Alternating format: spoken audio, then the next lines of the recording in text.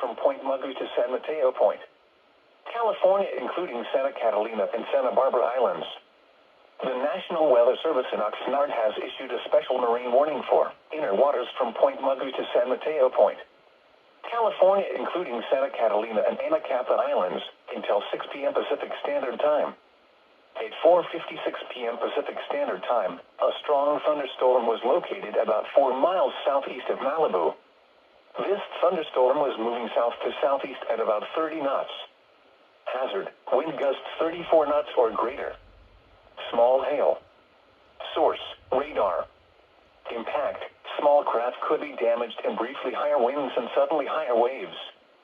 Locations impacted include Los Angeles Harbor, Port of Los Angeles, Redondo Beach Pier, Manhattan Beach, Redondo Beach, Rancho, Palos, Verdes, and eastern Malibu.